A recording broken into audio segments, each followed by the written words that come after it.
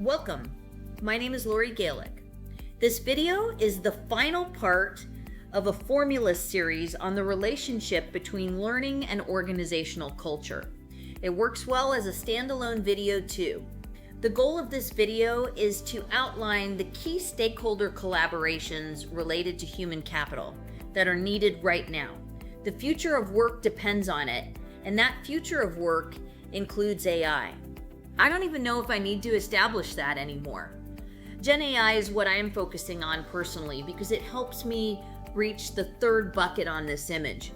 And believe it or not, for over a decade I've been trying to get to this, but I had no idea that Gen AI would be the catalyst for it becoming a reality. I want to tell you a story first, which I promise will lead back to the topic of collaboration amongst stakeholders. Something always felt off about what I was doing in L&D, even as recently as 3 years ago. I was working on a pricing initiative for a sales team. When I was done with the content side of things, I was then asked to compile reports showing completion status. And I already know what you are thinking. Why didn't I define the performance, the behavior that needed to change? I did.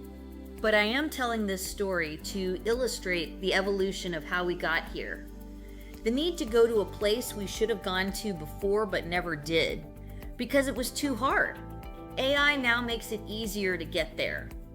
And arguably a necessity. There is a culture of continuous learning.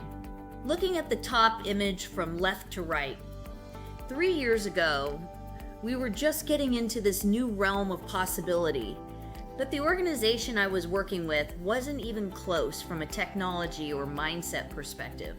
So we were operating the old way. We created several e-learning courses that were served up on an LMS. We pushed the content out to the learner. The learner participated or didn't, and we focused initially on compliance. Then we waited for the gradual climb to the desired metric, which was a price uplift. Now, think about this in the new way, the middle bucket on this image. We now might push out content to their workflow, minimizing the need to attend an event. This may be served up in smaller chunks, a la an LXP platform, and the content might be less theoretical and more problem solution focused. Frequent microbursts of content enable less of a retention gap. This also means a quicker climb to the desired metric, a price uplift. All of these things are great improvements, but still brings us to one thing, the status quo. And that might be good enough for some organizations that don't care about growth, but do you think that is a realistic assumption? I don't, especially when an organization makes a significant investment in technology, like a large language model. And here we are. Now finally, I can talk about this third bucket, which is the future of work, unlocking value and growth. But honestly, I wanted to do this a decade ago. Never did. Why? No one was listening to my spiel about creating a culture of learning. So why would they listen now? And who exactly are they? Alas, enter your stakeholders. In my Formula 2 video, I showed this image. Enter the first stakeholder, executive leadership.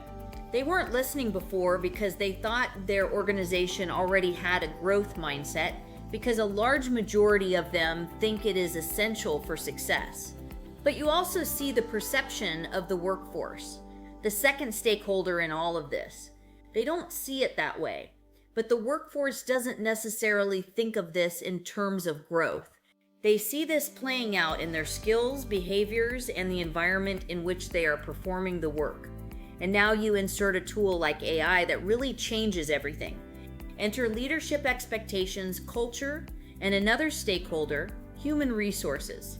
A brief diversion for an assessment of the industry I represent, the last stakeholder, learning and development. We are again adapting to the wrong problem. Throughout my career, I have followed a variety of adaptations. LT to e-learning, gamifying e-learning, hybrid e-learning, virtual instructor-led training, social learning, and now workflow solutions.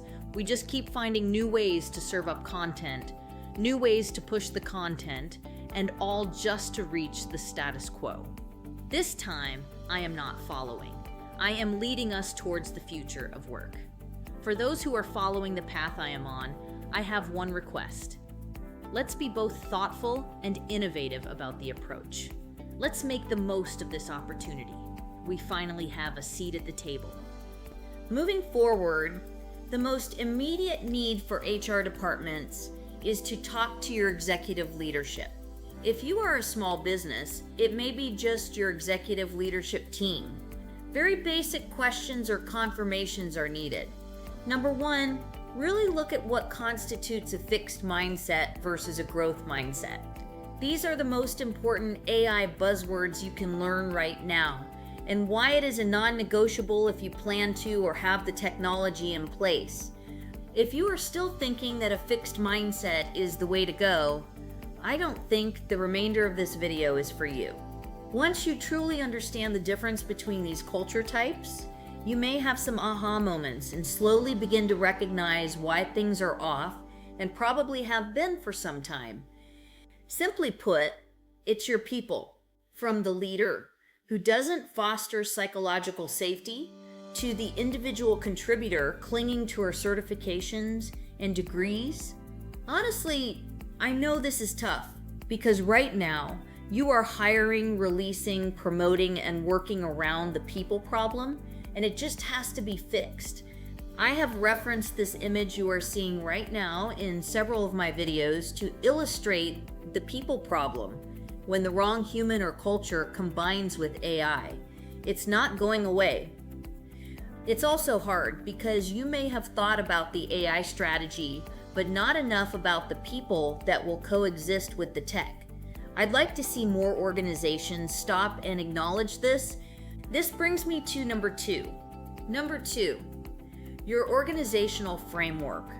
Review vision, mission, values, and goals, or whatever similar framework you have in place that is a blueprint for your culture. How does this adapt based on the desired state of a growth mindset? Vision, from destination to horizon. Mission, from execution to exploration. Values, from traits to behaviors. Goals, from performance to mastery. This is the framework of your new growth-minded operations. Is this the framework that is currently being executed upon? Only 45% of your workforce thinks so. And three, is your people strategy aligned to this growth-minded operational framework? Think about the ambiguous nature of some of these new framework pieces. For example, from execution to exploration. Do you have the cross-functional expertise that will ensure the exploration will not veer off course too much, canceling out potential gains? Think of a high-speed car, AI, with an inexperienced driver. A driver who only knows one way, or a driver who is afraid to get in the car. Moreover, do you have leaders who can coach and mentor their team to the finish? It is here, at this juncture on the future of work path, that I insert myself and my L&D colleagues. We need to collaborate with HR to define the continuous learning and adaptation framework that aligns with organizational aspirations. But let's not one-size-fits-all this either. Our roles are evolving, and because of what I see in the job market, I feel like we need to do a better job carving out our lane of value. Which finally brings me to Formula 3. Gen AI plus vision, mission, values, and goal outcomes, plus L&D agility equals the future of work. In the future of work, we are business partners, not content pushers. I mean, I guess you could be if you are fine with the status quo. Agility. What does this mean? My definition plays out in my actions. I stop operating like a content factory. Gen AI can build a baseline training module in 5 seconds. An advanced platform technology can push it out. Our job is no longer to push information out. Instead, we design the consultative agile frameworks that allow people to pull insight in and adapt dynamically.